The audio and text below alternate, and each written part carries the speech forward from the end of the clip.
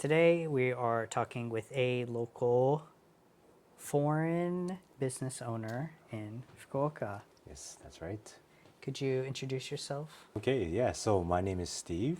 I come from Toronto in Canada, right? Shout out Toronto. And yeah, so I'm currently an English language teacher, but also as you're here, we're business owner of We Speak out in Fukuoka. I guess for our audience who don't know, Fukuoka is in the west side of Japan, right, on the southwestern island. And so let's start with how did you even end up in Japan and Yep. how did you end up in Fukuoka? Right, right. So, I mean, like everyone else, one of the big dreams is coming to Japan, like getting out of your daily life in, for example, Toronto, where I'm from, or I guess Seattle, where you're from. There's a lot of us out in North America who want to move here. So it's pretty much the same for myself, my wife, and a friend of mine. And so we kind of decided to, after a vacation of coming to Japan for our first time, kind of, like everyone else does, we kind of fall in love with the country. And, like everyone, the golden route. You hit Tokyo, you go west, you go to Osaka, Kyoto, and you come back to Tokyo. And, it was nice and all. Loved the country. But a lot of my friends in Toronto were actually from Fukuoka. And one of my friends who had worked in Kyushu as a jet, I believe it was a jet, and he worked in Kitakyushu, and he told me about Fukuoka as well. And so we decided to kind of come here for a short vacation, like pretend like we live here, take out an Airbnb, live here for 3 weeks. And, like one of the major differences about Fukuoka was that the people are more, warm, happy, friendly, and they laugh, right? And they're smiling by 6 o'clock. And so that was one of the major things that brought us out here. I see. Yes. So, how long ago was the first time you had been to Japan, Yeah. and now how long have you been in Living Japan? in Japan. Yeah, living. Okay. So we came first time was 2017. And that was a vacation for about 3 weeks, 3 or 4 weeks. And then coming to Fukuoka, I came in 2018, I believe. No. That was 2000. Yeah, 2018. And then in 2019, we officially made the move. We had a lot to prepare. We had to find a place to live here. Then we had to move our furniture. We had to do a lot of paperwork to kind of bring our dogs in. No. So I had a dog back then, and yeah, that took a whole year to do. Yeah, I mean, having animals in Japan is tough. Yes, And- quite tough. Yeah, I mean, finding apartments that accept animals alone is a whole challenge on its own. That's right. But so, you guys had made a decision, like, let's move to Japan. Yeah. From the beginning, were you and your wife basically on the same page? Like, this is it, like, this is Japan, let's go.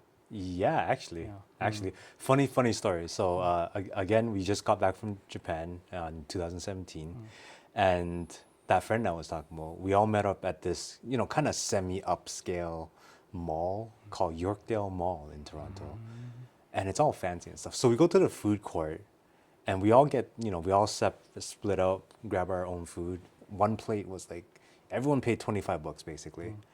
And it just tasted like cardboard, like there's no other way to explain it, like moyashi, the bean sprouts here actually have flavor, but in Canada it just tasted like, I don't know how to explain it. You put it in your mouth, you're like, oh, okay. But here there's kind of like there's a crunchiness, there's a sweetness that came out of it. So all of us were like, yeah, this is cardboard. And we're like, hey, are we moving to Japan? And that was it. That was literally it. Next question was, how are we doing it? Yeah, exactly. And I think, like, a lot of people who watch me, they also want to, come to Japan, whether it be for a short term or long term living. And everyone's struggle is how am I going to do it? What visa am I going to come on? Right. And right. so, what was your plan? What was the first thought about what are we going to use to get here? Right, fair, fair. Actually, that was quite a big thing to consider, right? And we all kind of found our own routes. But my personal route was to learn a language, and this is kind of a fairly common route that a lot of people take, which is learn the language first. Yeah. You can't survive in a country if you don't know how to communicate, and if you can't do official forms, if you can't go to the city hall by yourself, then it might be a personal thing. But in Canada, I noticed that the immigrants, we have a lot of immigrants in Toronto, and the people who couldn't communicate well in English tended to struggle a little bit more. And so I applied that same thought before I came here. I went to a language school, and obviously I didn't choose Tokyo. All right, a lot of people they tend to say, oh, I want to go to Tokyo first. Yeah. But you're gonna get caught in something called the English bubble, in which every day you're speaking in English, and all your friends are English speakers, and you go to English speaking bars. So we chose Fukuoka for that specific reason. There's less chances to use English here, and that's gonna force you to kind of use a language on a daily basis. Right? So coming in as a student was your jumping point. Yes, yes, And you came as a language student. yes. And how long were you a language student? Right. And what's the maximum someone can be a language student? Right. So Japan has this hard limit on 2 years for language students. And afterwards, it's either you apply for a vocational school, college, or university. So I studied for a year and a half here. Year and a half, okay. And your wife, same? My wife did a single Yeah, year. single Yeah. year, And okay. she found a job at a kindergarten. And she's great with kids. So then she decided to work there. Okay, so then the next was finish language school and working visa. Yes, yes, working visa. Right. So, especially this year, the rules have changed quite a bit. If you're working for a company in which they use and communicate in Japanese, you need at least N2, the JLPT N2. And so my goal actually for the first year and a half and 2 years was to get N1, which I did happen to accomplish within that 2 years. So the transition from a student visa to a working visa, Yes. was that difficult? My case might be a little bit unique. So, what I did at the school was actually, while I was a student, they had morning classes. My classes were in the afternoon.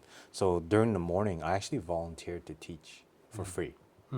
Right. So I did that for a whole year with them, and then afterwards they said, "Hey, you want to work here full time for us?" And yeah, like as soon as I graduated, right after graduation, I started working for the school. And at the school, what were you teaching?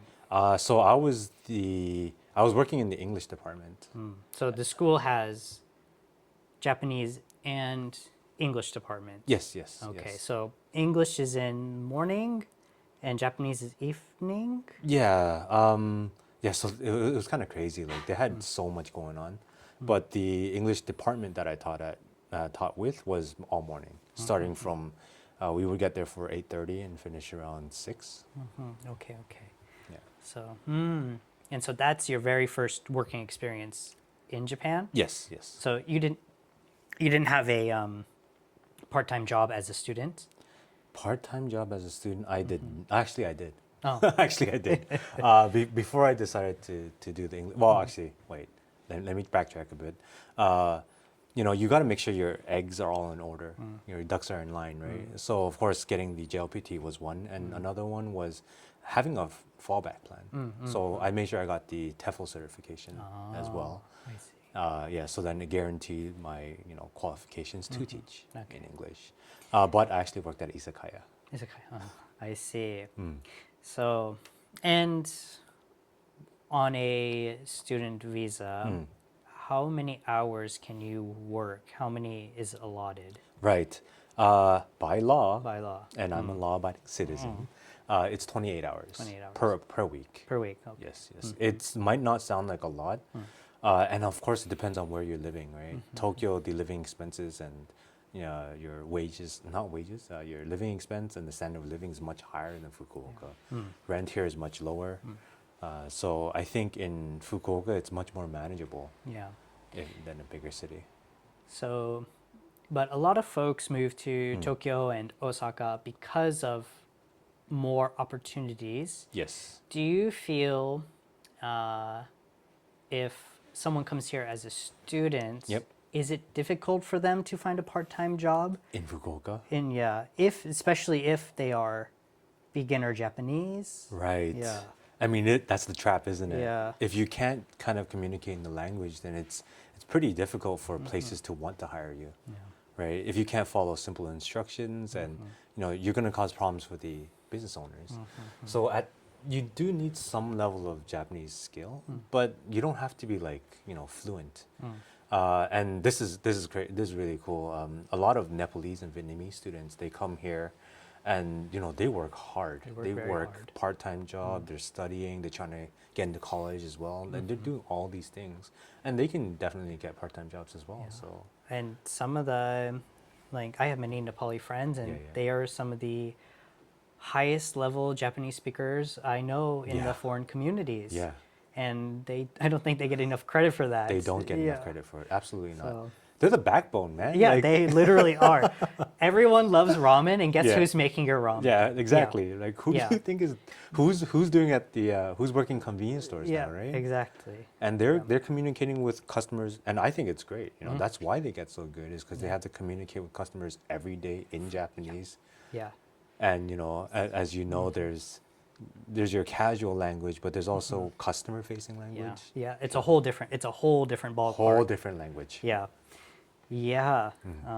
It's tough as a foreigner, Yep. and I do think if you want to succeed in Japan, you got to just hit the books hard. Yeah. Like, of course, like a lot of people like to say it's a difficult language. I don't want to call it a difficult language. They just, it's just a little bit more that you have to learn. Yeah. Writing systems, there's 3. Yeah. In my thought process, really, Yeah. with Japanese, is that it has like a high entry, Yeah. but as soon as you do master those basics, Yeah. it's just plug and play. Like, Yeah. Pretty it becomes a much. lot easier after that trial by fire. Right, So, right. And like, and this also goes for English learners as well. There's textbook language, but then there's real language in which we don't have to follow those patterns. You know what I mean? Like, communication isn't just about, what Yeah, what you yeah. learn in the textbook. Yeah, the textbook language is not a living language. No, It's, absolutely yeah, not. but you got to start yeah. somewhere, right? Yeah, So, absolutely. So you finish being a student. Yes. You end up working where you studied. Yep. Which is kind of surprising to hear. I've it's never kinda met weird. anyone that kind of transitioned like that. Yeah, yeah. And so now you are also like a business owner. Yes, yes. From the get-go, did Mm. you like think that someday, I want to work for myself. I want to run my own business. Yeah. I want that sort of freedom. Right. Well, you can call it freedom in a sense. It's not exactly freedom. Yeah. But like in the beginning, it wasn't opening this kind of a business. But I do see an opportunity here. There's a lot of issues that weren't being addressed, so I kind of just transitioned this Yeah. direction. And what is this business? Right. So we are a English-speaking lounge, and hopefully Anthony will show you guys what it looks like here. It's nothing too grandeur or like amazing or anything like that, but what we strive to do at least is to create the environment where people can actually sit down and communicate. There's a lot of things called like eikaiwas here in Japan, and it's still, even though it's called eikaiwa, which means English conversation, right? It's still textbook. It's all class. And real quick, not Yeah. to interrupt, but No worries. what is the difference between, so most people, if they come here to teach English, they're going to be eikaiwa or a ALT. Right. Do you know the difference between a eikaiwa and ALT? Yes, ALT, generally you'll be working at a school, mostly public school or private. Oh, there are private schools as well that hire ALTs. ALTs, you're supposed to be a support for the main English language teacher at that school, and that's going to be a Japanese person. And it depends on which school you go to, which region of Japan you're in, but everyone has different, I guess, jobs. Right? Some people will actually be teaching in English. Other people are just repeat after the teacher, or you're just like a recording, a CD recording. You're reciting dialogue. So it's completely depending on where you are. But as an English conversation eikaiwa teacher, that's also like a huge ballpark. There's your major ones like, can't name, I don't know if your name's okay. No names? Okay. Yeah, There are it's Japan. certain major eikaiwas here that are extremely structured. And they might say that they have their own curriculum, but you have to follow what they tell you what to teach. And some people can cope with that structure. Some people can't cope with that structure. And if we're going to talk working hours, ALTs are guaranteed working hours, right? Whereas English conversation teachers, some schools are based on booking. So if you're booked for that hour, you'll get paid for that hour. And here it's by law called a contract worker. And if you're a contract worker, then like you have to pay for your insurance by yourself. You have to pay for your pension all by yourself. Yeah. Whereas ALT will cover that for I you. see. Yeah. So this is an English lounge that people can have real conversations Yes. and kind of more of a like closer relationship, perhaps. Yeah. We're aiming for that community feel. Yeah, community. Yeah, Right. which is pretty important here. Yes, yes. Especially I think a lot of people whether you're Japanese or a foreigner, it as an adult. Yes. I think this kind of applies to most places that it can be difficult to find a community to fit into. Right. Yeah. Yeah, that's not a bar, or that's not a, Yeah. I don't know. It's usually bars, right? It's usually bars, and people are drinking less these days, Yeah, and yep. So at the language lounge, what else do you do here? What are all the things you offer? Right. So of course, that freedom to just communicate is one thing. So our motto is like stop studying, start speaking, because one of the major things that we did notice is everyone just studies, and if you come here and you talk to anyone who's learning English, the first thing they'll say is, "I can't speak English." It's like, but like, why can't you speak English? It's because there's no places to do it, right? Yeah. So here it's not so much a school, but like the things that you learn in school that you can actually apply here, and then here it used in kind of like a natural environment.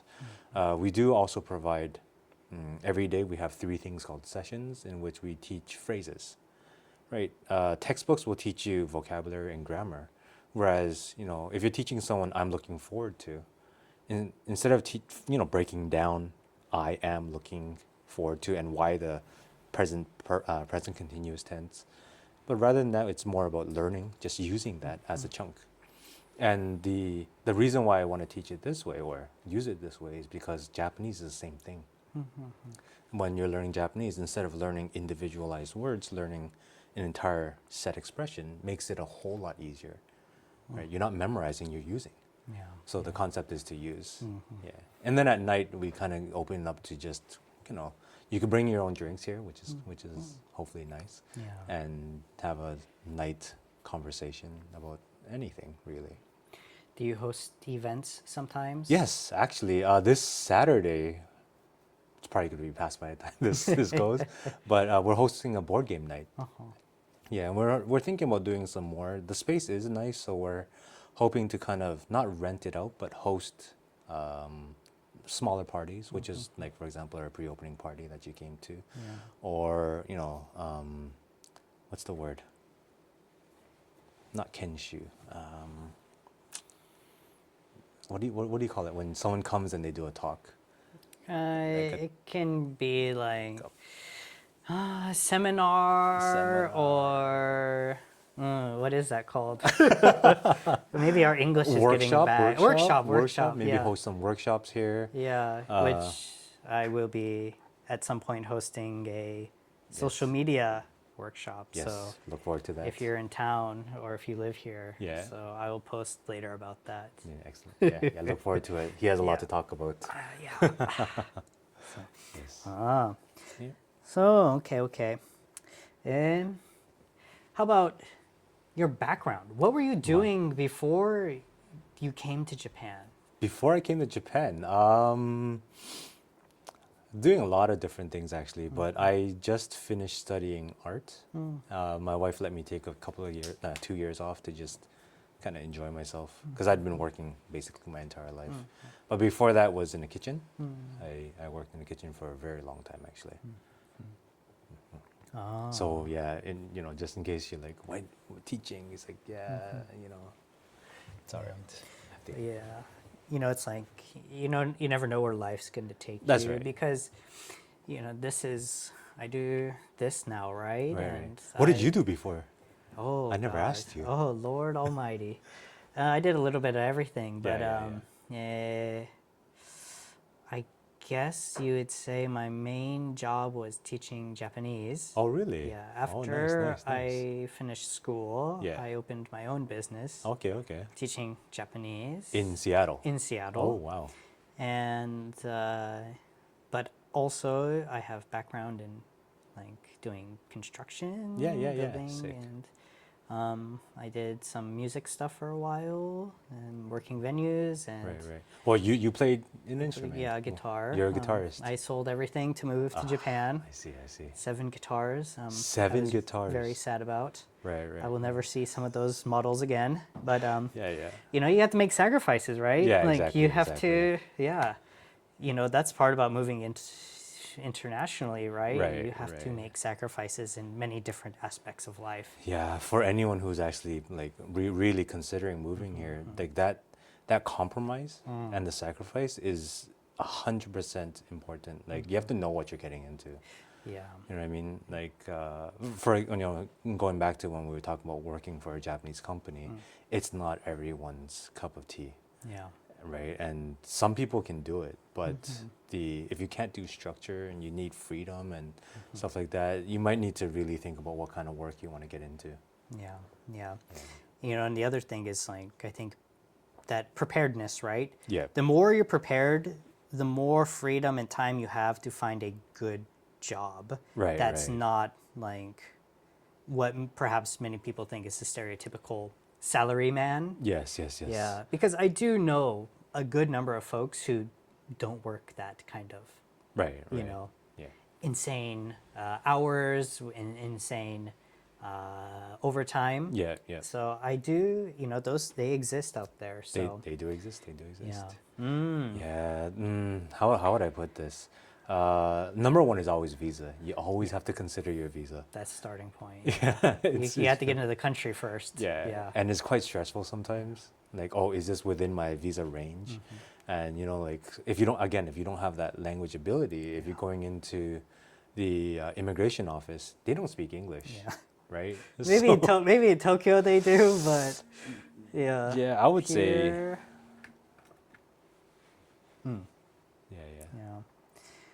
Yeah. yeah. It can be tough. Mm-hmm. So, Yeah. for you, was there any culture shock moving to Japan? Culture shock. Culture shock moving to Japan. You mean like, as in like people, or are we talking about like the country anything itself? that was just like it took you time to adjust to, right? Because my situation's different than most folks because Right, I've been coming here my entire life. Right, my right, family's right. here. So when I moved to Japan, there wasn't really anything that Was shocked. surprised me, Fair, really. fair. Yeah, I think the only thing I'm really shocked about is how quick I can get through the airport. In Seattle, I'm like, okay, I got to show up 5 hours early Yeah. because I don't know if there's traffic. Yeah. I don't know if the security is going to take me ages. Yeah. What mood are the TSA agents Yeah. in? So here, I talk to folks and they're like, oh, what do you, I go to the airport 30 minutes before my flight. I'm like, Right. To Tokyo, right? what? It gives me so much anxiety. Yeah. So- Oh, I need to get to 2 hours ahead of time. Yeah. Right? Yeah, you know what? Honestly, the biggest culture shock for me, and this is saying as a Canadian, we try to be nice to our neighbors. We greet everyone. If we see someone in the elevator, we just, start small talk. Here, you don't really do that. If you say hi to someone randomly on the street, they might look at you funny. You know what I mean? So that was quite a bit of a shock to me. Even in my own, they call it mansions here. I guess it's an apartment. You don't really say hi to people. You don't strike up conversations, and you don't really get to know each other on a, like a neighborly level. And that was the biggest one for me, I think. Yeah, I've only ever seen my neighbor 2 times. So, Right. I see. Yeah. Well, as a, like, right, you are a Asian Canadian. Yes. Yeah. Yes. Do you feel that affects how people perceive you here? Yeah, actually, on like skin is everything here. Like your how you look, and luckily for me, I can fly deep under the radar, and that's only until they start talking and we're chatting, and they're like, "Wait a minute, you're not Japanese." Right. Yeah. So, like, in that sense, I am quite lucky. Yeah. I see. Yeah. How about yourself? Do you kind of get kind of different treatment based on how you look? Probably. Every week, someone will tell me I look like Harry Potter. He does. Yeah. I think if I didn't speak Japanese, I would Right. probably be more aware of it. Right. 10 years ago, I did notice people would look at me more, but my day-to-day life, I don't think no one acknowledges me. And like, Yeah. I think when you're a tourist here, Yeah. you stick out a lot more. Right, Because not right. only of how you're looking, like you physically, but also how you dress. Right. And how you move. Yeah. Right. Because I have had Japanese friends tell me, say, "Oh, you walk like a Japanese person." Yeah. So Yeah. perhaps like it helps me fly a little more under that radar, but I, I think the biggest thing is I speak Japanese. Yeah. So, there's that. It definitely helps, and like just I think there's no way you can repeat it enough times, but that language skill is important. For sure. I mean, what I have accomplished here in Japan, there's no way you can do it if you don't speak the language. Yeah, There's exactly. just there's no way around it. Yeah. And and again, like the simple day-to-day things. Mm-hmm. You don't want going to the convenience store to be a like stressful event. You don't want to be like, okay, I have to prepare myself. I need to ask for a bag. How do I do it? Right. Like, you will have plenty of stress in other aspects here. That you wouldn't even dream of, right? Yeah, you don't. Yeah, you need to reduce as much as you can while you have that chance. Right. Yeah. Yeah. There's gonna be things that just kind of catch you off guard, right? Things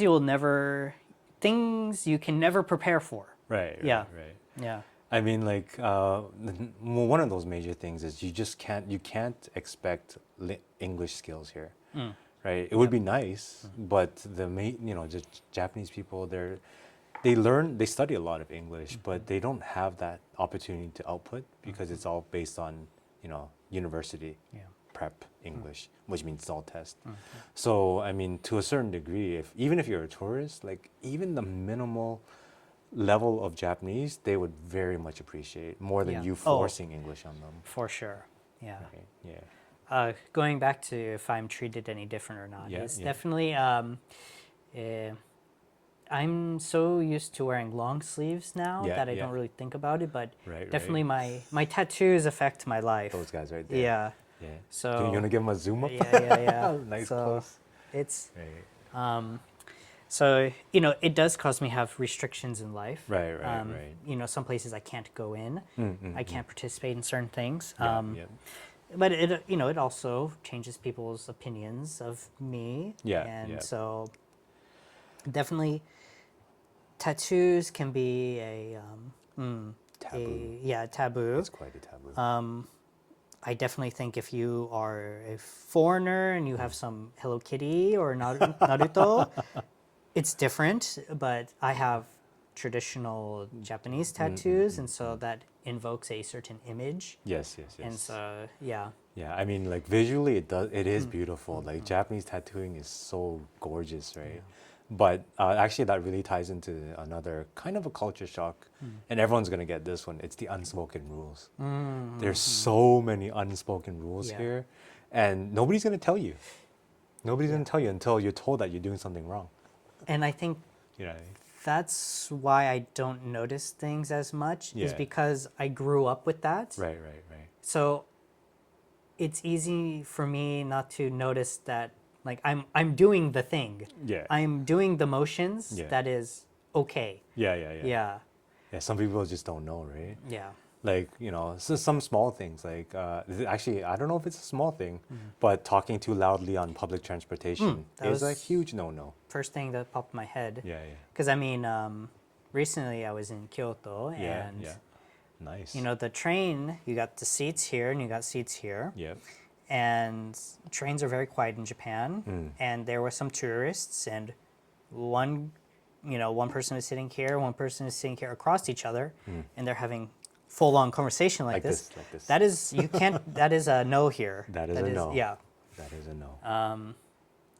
I think you should, like, really in Japan, and it's like, you don't want to disturb other people in any way. Yes. So that's yes. like a mindset you need to have if you want to try to kind of fit in. Right, right. Yeah. I mean, as long as you're trying to be mindful, even at the, to the smallest degree of mindfulness, it's better than not. Yeah. Right? I mean, you are a guest in the country if you're here as a tourist, and you don't want somebody coming to your home and kicking their feet up on your couch, unless you're okay with Yeah. that. But not everyone's okay with that. So, and there's really this thing about reading the air, reading the room, Yeah, yeah, yeah. because I already know some people are gonna go, well, I've been on loud Japanese trains. There are, And that is Japanese true. trains. In Japan, I think, Yes. maybe you'll agree, is that there is a time and place for everything. Yes. If it is a Friday night and the baseball game just ended, Yeah. that is a time you are allowed to be loud on the train. Yes, Because yes. everyone will be super energetic. Right, right, right. But- But if 9 a.m. in the morning, right? People Be are quiet. they're tired. They want to go to work, and Yeah. they got a long day ahead of them. So Yeah, it's yeah. like, let's try not to Yeah. Disturb the peace. disturb the peace, disturb the wa. The wah. Yeah. The wah. Yeah. That's an important one, right? Like Yeah. Just, I guess, and another one's like confrontation. Of course, coming from the West, we tend to want to express our opinions a bit. Yes. But there's a lot of people here, they're very adverse to any form of confrontation. Yeah. And so, when you want to express your opinion, you kind of have to kind of navigate through that. Like, it takes so many years of experience to Yeah. kind of get used to that. But That's why I'm highly skeptical of street interviews. yeah, Because yeah, yeah. people will tell you the mainstream answer. Yep. They won't tell you their opinion. Yes, yes, yes. Yeah. So I think if you're not used to the deep Japanese culture, that you're Yeah. going to go, oh, this is, Yeah. it's not that person's opinion. Right, right. So there's a word for that, which is honne and tatemae. Yeah. Right. So Japanese people will tend to not give you their honne, and just because because it's not a lying kind of thing. Some people take it as, oh, they're lying to me, right? But it's more about politeness. They don't want to say something that offends anyone, or right. Yeah. Like It's somebody not might- it's not rocking the boat. Yeah, yeah. Yeah. Don't rock that boat. Yeah. Okay, so that brings up, because people come here, people are lonely because there's so many barriers, Yes, yes. whether it be language or the cultural thing. How do you think someone overcomes that? How do you become friends with a Japanese person? How do you become friends with a Japanese person? Well, I mean, like Japan is a lonely country if you don't know how to communicate with people, right? But it's not. It depends on where you're trying to find that friendship, right? Like if you had friends back in the West and you guys used to hang out, chill on the couch and watch movies, you can't expect that here, right? People have busy schedules. They always have work, first of all, like 6 days a week, basically. Not everyone, and they always have to make plans, and you can expect plans to take a month Yeah. before it happens, right? So beyond that, actually, if you're okay with drinking, izakayas are a great place to kind of meet people. Going to bars are kind of great places to meet people. There are, like, for example, if you're into sports, go join a sports club, Yeah, yeah. right? Yeah. Like you Yep. do Judo. judo, Yep. right? That's a great place to meet people. I mean, I had instant community, right Yeah, away, and right, so right. and a lot of it Mm. is too. I think maybe in the West, Mm. if you join a club, you will feel this like immediate welcoming. Yeah, yeah, Where here, they will welcome you. They will be very polite, yeah. but you have to do your time. Yes, yes, yes. You have to. You have to show that you're committed. Yeah, yeah, Because so many people come and go yeah, that they don't want to invest their time to have a friendship and relationship with you yeah. unless people know you are going to stick around. Yeah, you're in for it, right? Yeah. Because my first year at my dojo Yeah. versus my second year, completely different. Right, Completely right. different. It's Yeah. like, oh, you didn't go home. Yep. Yes. Yeah. Yep. Yeah, and that's going to be another expectation, right? Like, so a lot of people, when they build that community and language schools when they get here, they're making friends at that school. But the reality is, a lot of people leave. Yeah. They Yep. came here for Yep. that, short my time in Japan kind of experience. But not everyone's here for the long haul. Yeah. Yeah. Right? So that's also one thing you do definitely have to be consider. So out of your classmates, Yeah. how many do you think stayed in Japan? In Japan, Yeah. my class was especially small. I had about only 10 students. Okay, that is tiny. But I'm gonna say maybe one, Other than you. other than Yeah. myself. Okay. Yeah, Yeah. I can't even say because I have no idea. Yeah. From my schooling, Yeah. I want to say there's 3 or 4 that's still around. Right. And actually, like, half of them came back Oh, really? They Like went they went home home and then came back. and came back. And a lot of, the ones who came back Yeah. went home and go, oh, I've made a mistake. Yeah, yeah, And they're like, I should have stayed Japan. yeah. And they had to go through the ringer again to get Yes. into the country. And actually, that second time is going to be so much more difficult, right? Because now you have to secure a visa that's not student. Yeah.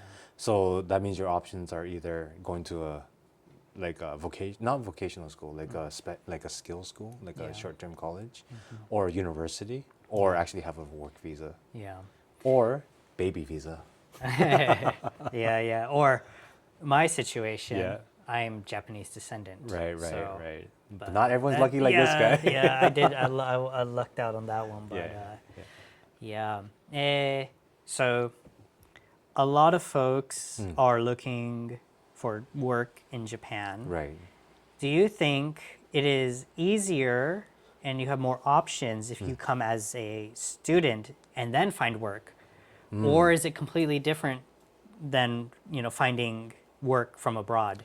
Right. Actually, that's the tough question, right? Because it depends on what kind of field you're in. They do lack software engineers here, and like Japan kind of picked up the smartphone game a little late. The rest of the world's already ready for it, and Japan went, no, we'll stick with hardware. So if you come in as a software engineer, you'll probably get in just straight off the bat with that. But for example, let's say you're not sure what route you want to take, or you don't exactly have a specialized skill, then maybe coming here as a student, showing that you've got the linguistic skills, like actually interviewing here, might probably get you a little bit better chances than, if you weren't here. Yeah. Not guaranteed though. Yeah. Right? Everyone's case by case. Nothing's guaranteed. Yeah, so, yeah. you definitely have to work hard. Yep. Yeah. Yep.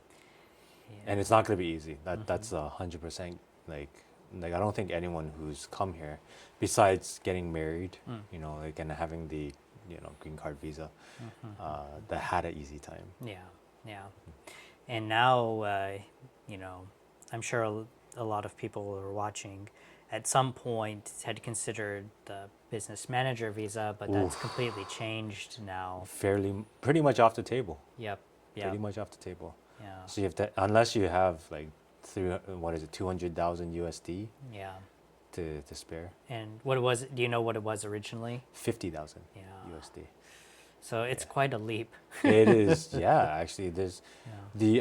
the amount of small businesses that can even afford to do this is dropped, what was it, 90 something percent? 97%. 97%, Yeah. right? So it's not feasible for a lot of these small time guys. Yeah. And someone's going to have to fact check me, but it was something like 96% who won't be able to renew. Oh, wow. Yeah, Wow, something really? like that. It's like most people cannot renew because of they have like Yeah, a 3-year grace period to obtain Yeah. 200K USD in their bank Yeah. account. And I It's- mean, the Japanese market, the Japanese economy is not in a great place, Yeah, and so it's tough. And you have to have an employee. You have to Yep. have Japanese employee, you have to Yeah. have an office. yeah. Yeah. And- And yeah, even that, like if you are planning to get into the business ownership, there's a lot of hoops you have to jump through. Yeah, definitely. For my visa, I had to use a lawyer. Right. I didn't. There's no way I could have done it without myself. So it's probably the same thing for the business manager. Yep. You're gonna want to hire someone to help Right. you. And Do it right the first time. yeah, yeah, yeah. Actually, the toughest part is setup. The initial investment, oh yeah, that's another culture shock. Is if you're moving to Japan and you're trying to find a place, moving is gonna shock you. You need like 4 months worth of the rent just to even get the property, Yeah. if you even get accepted. Yeah.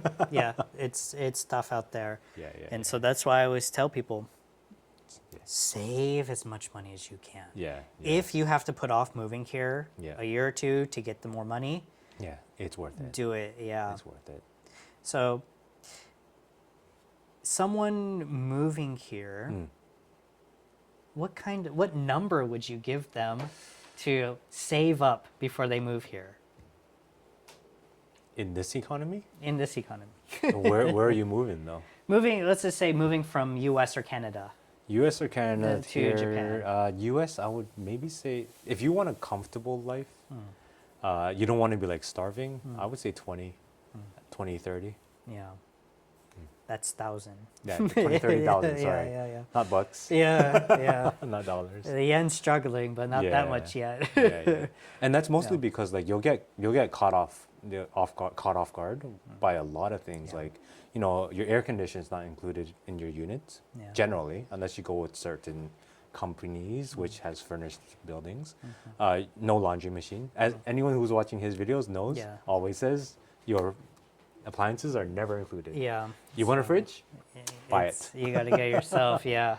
Yeah. I have been lucky that I've always had air conditioner. Oh, really? At every place I moved. Nice, But nice. yeah, I've Lucked had out. to, the one upside of buying your own, then not providing it is that you choose your own, right? Right, Like right. like I know it's not used. Like this is the model I wanted in my refrigerator. This is Yeah. my stove. That Yeah, yeah. in everything in Japan, right? Most places it's a standardized. Right, right. So you don't really have to worry about is it not gonna fit, Yeah, right? yeah, So yeah. Oh yeah, like the washing machines, right? They fit on this perfect square space Platform, yeah. platform. What I don't know, I don't even know what they call it here. I don't know. But yeah, like you'll be safe no matter Yeah. what. Yeah, but that's why I usually tend to recommend 20,000 USD. Yeah, yeah. Even though it seems like a high number, and is it possible to move here with a lower number? Yes. Yes. Are you gonna have a good time? No. Maybe not. Maybe not. Yeah. Yeah, just because again, like you don't want to get caught off guard. We'll start wrapping up. Is there anything last you want to say about your business and living in Japan? Business wise, it's very different compared to Western business ownership, I think. In the West, you can kind of count on the fact that you can market online and you'll hit your target audience. But Japanese online, how would I say this, marketing is very different. And it's kind of hard. It's kind of difficult in collecting clients if you're not in sales or food, right? So that's probably one of the biggest things I would say to watch out for. If you do want to start your own kind of English-speaking business, you need to know your area. You need to know your customer base. But in terms of the business, it's kind of nice. There's a certain, as you said, certain amount of freedom. You can do things how you want. You do get to meet a lot of different kinds of people. You know, you get to share ideas on how to grow your business a bit, and and making these connections is important, especially as a foreigner, in a long-term foreigner living in Japan. It's important that you kind of make the proper connections, and don't burn bridges. You know what I mean? Like, try to treat everyone as a friend, and help support each other. Another thing I would really like to stress on is be prepared for the unpredictable. Like, for example, last year we would say that before what's the number I want to put? Maybe 2024, 2025. That was a fairly good year where Japan was still okay with the foreigner population. But, the lack of preparation for the amount of foreigners that would be coming back after Corona ended, they weren't prepared for it.